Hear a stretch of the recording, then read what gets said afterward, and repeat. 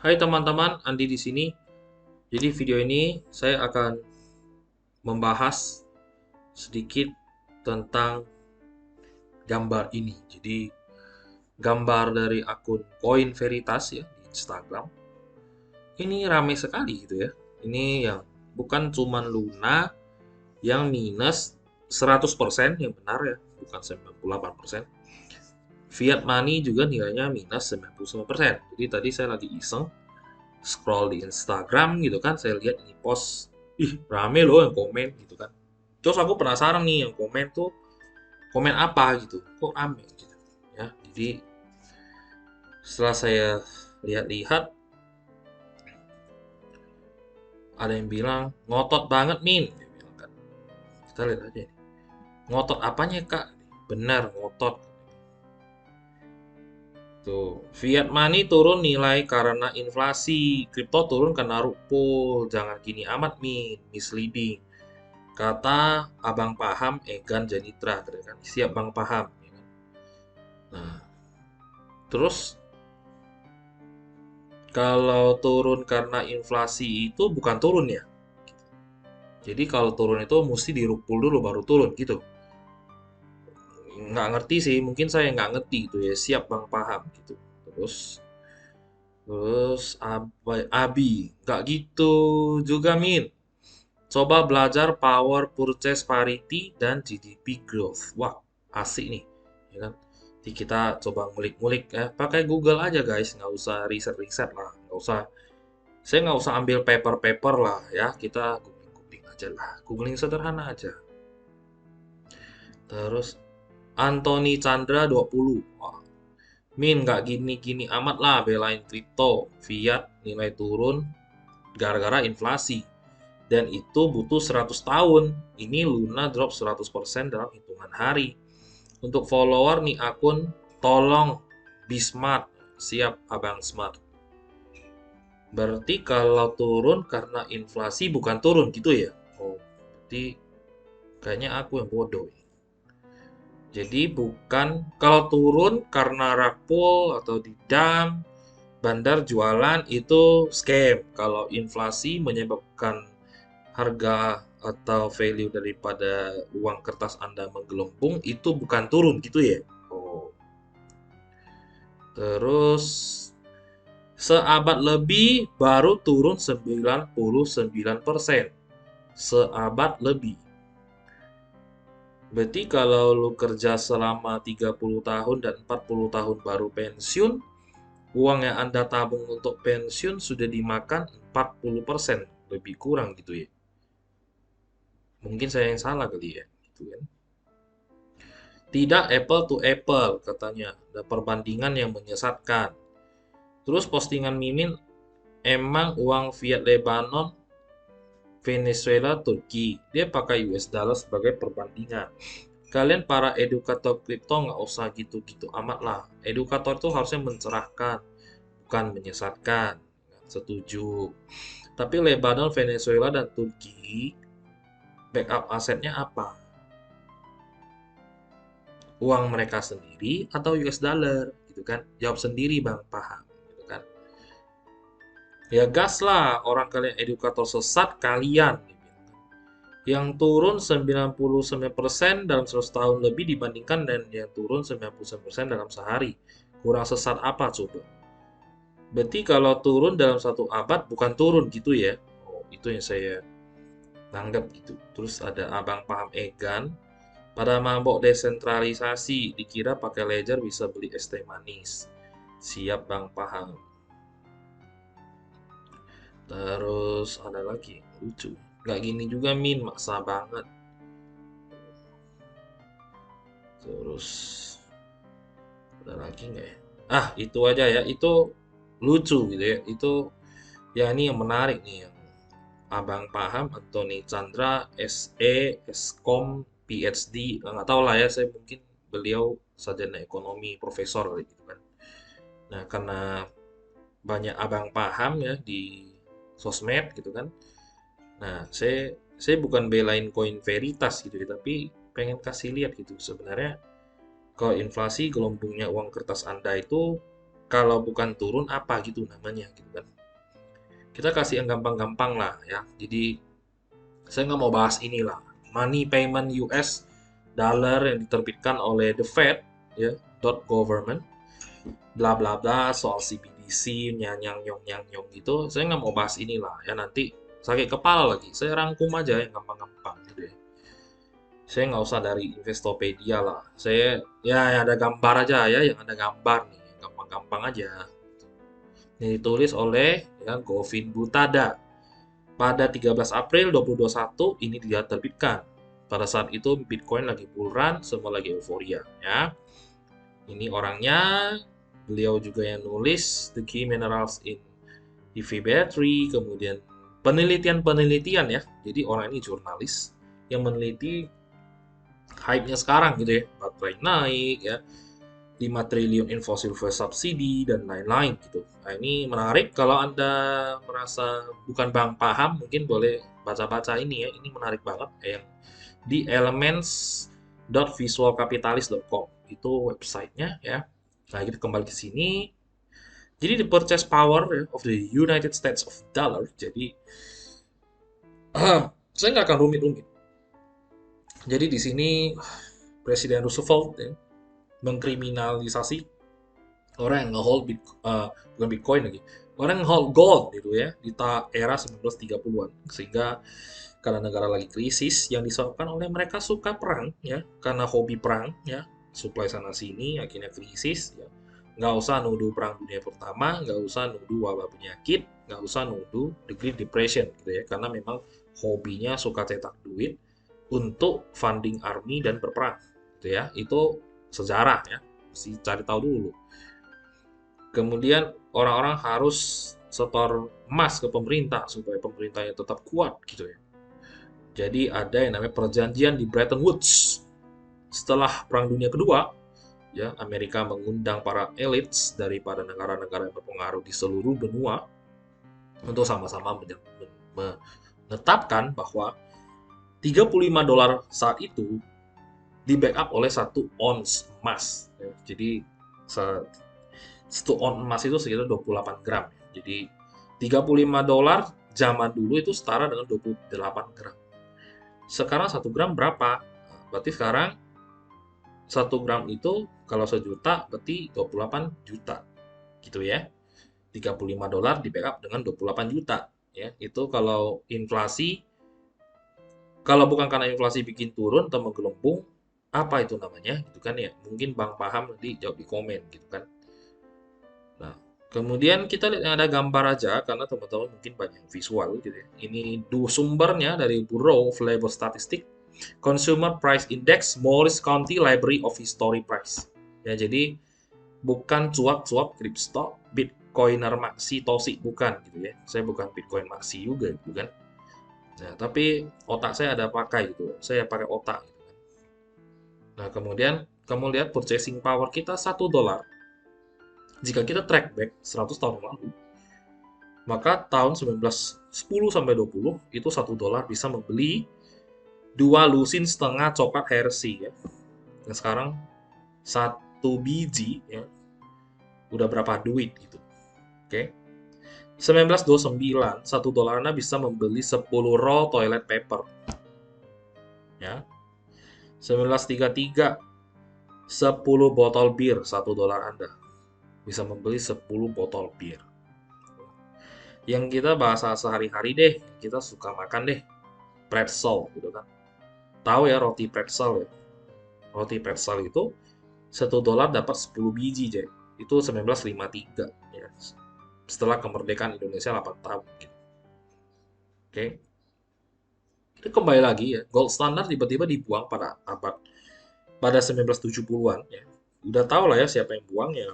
Udah cerita lama ya, Richard Nixon, Agustus, bla bla bla. Terus setelah dia kalah sama Vietnam gitu kan. Sebenarnya inflasi itu tidak semuanya jahat, begitu deflasi juga tidak semuanya baik.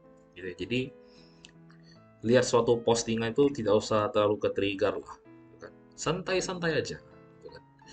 Nah jadi ketika gold ini dihapus, semua negara ya diprank oleh Amerika pada saat itu, cuman karena dia kalah babak belur dari Vietnam.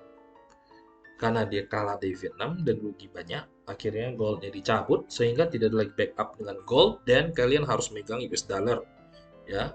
Karena yang namanya Pax Americana, Amerika yang berkuasa. Oke. Nah, kemudian setelah berjalannya waktu ya, dolar kehilangan value terus-menerus, turun terus ya. Kemudian 2010 mulai quantitative easing ya, setelah 2008 mortgage subprime collapse. Jadi Lehman Brothers yang collapse. Kemudian pas Covid, total supply uang ya, 20% sejak Amerika merdeka di-print dalam waktu setahun di 2020. Kemudian sekarang print sudah print 3 kali lipat dari saat yang print Covid. Ya, jadi ini ada datanya. Silakan googling sendiri gitu ya. Belajar cari tahu sendiri ya daripada main IG terus jadi profesor dadakan terus saling hujat gitu kan. Nah, ini ada tulisannya juga what is purchasing power gitu ya. Ini udah jelas tertera gitu ya. Nggak usah terlalu jauh deh. 2010 saya kuliah di BINUS ya, 2011 2010 saya beli nasi goreng ya 10.000 nasi goreng ayam dapat telur gitu kan. Nah sekarang 10.000 lu dapat apa gitu. Udah itu aja dulu gitu kan. Kemudian kamu lihat ya, jadi sebenarnya ini sesuatu yang vice versa ya. Jadi kalau misalkan duit itu bertebaran dan jumlah banyak sehingga ekonomi itu bisa ke-trigger untuk ketarik ke atas. Sehingga kita sekarang kalau dibandingkan dengan zaman dulu, lebih banyak orang yang makmur dan kelas menengah itu lebih banyak karena mereka bisa mencicil mobil, punya rumah, punya TV di rumah, punya kulkas, punya internet gitu ya. Kalau misalkan lu track back 30 tahun yang lalu, itu orang yang punya TV di rumah tuh dalam satu gang atau RT RW atau satu camat gitu, lu bisa hitung gitu. Lu bisa hitung orang yang punya TV itu berapa kakak gitu ya. Nah itulah inflasi nggak selalu jelek, deflasi juga sama, nggak selalu bagus gitu. Tapi dilihat gitu, konteksnya seperti apa.